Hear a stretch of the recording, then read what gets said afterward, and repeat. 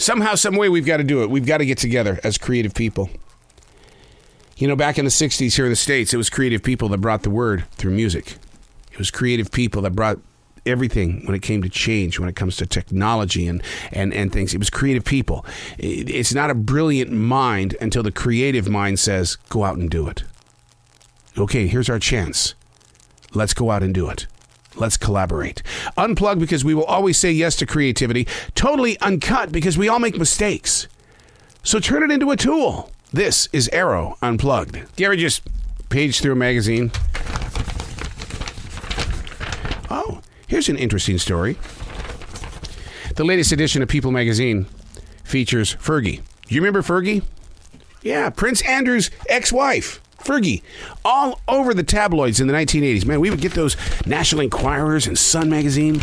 Oh, we would just go through that, just rip through it to find out the latest stories about Fergie. It was a great story. It was like the reality of the TV show Dynasty. What was it really like to be with Princess Diana and Fergie? Charles versus Andrew. What was it like? Those stories, man. All in those magazines, and now we can get it right there. Every day, I am fed that kind of content on my phone. And the problem is, because when I check in, I sit there and double click. That's just telling them he wants more. Feed the monster. He wants more of this. I really don't. You know, there's not a day that I'm not praying for Prince Harry, and I love him for his strength moving to the United States with his wife, and with the two babies now. Yeah, it's like the United States gained a prince, right? Hey, it's Arroe. This is The Daily Mess, a chronological walk through an everyday world. It's daily writing. I don't go into it on a mission. I'm not a journalist. I don't go in there and want to edit anything. It's just writing. It's allowing the universe to move through you. It's the freedom of saying whatever you want, anytime you want, and you just feel so effing incredible along the way. Or if you're having a bad day, it's the opposite direction, but you have the power and the choice to change it because you're living in the presence of now. This is The Daily Mess. If your life could be edited down to a single magazine story, what would be the first paragraph? What would you include in it? I'll give you a couple of seconds to think about that. Your life in a magazine story, what would the first paragraph include? Would it be about you?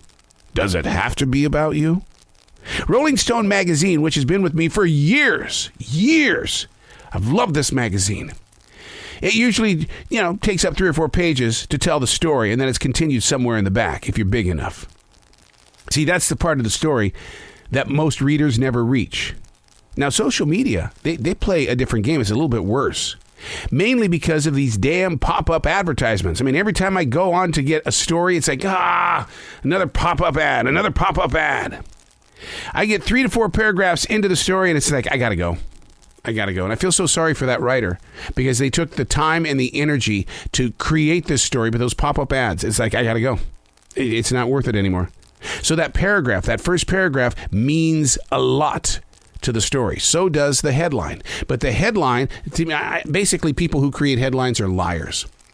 And the reason why I say that is because you're telling me that I'm going into a story about what that paragraph is, but it takes you how many paragraphs to even touch that story. But because of today's writing and they want you to stay on the pages longer, they give you a sample, then move ahead, sample, move ahead, sample, move ahead. I don't want my story to be like that. I don't want your story to be like that. If you had a social media story, would you control the number of pop-up ads? And would you be in control of who was advertising inside your social media story? I love me some John Mellencamp. You know what he did at concerts? He made them cover up the advertising. Because he wasn't making any money. All of these people going there to see him, and you're telling me that a Ford or Coca-Cola gave him money to be there? No, they gave the money to the venue. They made the money, not John Mellencamp. I love that. That's some balls for you. But the problem is, though, is that he earned the label of being too tough to work with. I've been daily writing for 27 years, and believe me, there is absolutely nothing here that will influence the opening sentence of a magazine or a social media story. There's nothing here.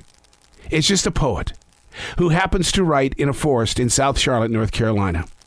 And along the way, life happens. Maybe I should be investing in pop-up ads and then just leave it at that. A poet who happens to write in a forest. And along the way, life happens. Maybe I should do it like a movie trailer voice.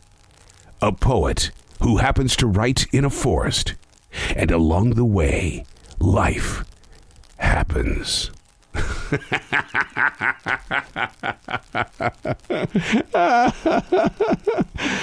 Yeah, if I do a pop-up ad, you know what? The good news is I'm going to be saving a lot of trees, because to create a magazine page requires the innocence of a tree. I'm Arroe, and that's the Daily Mess.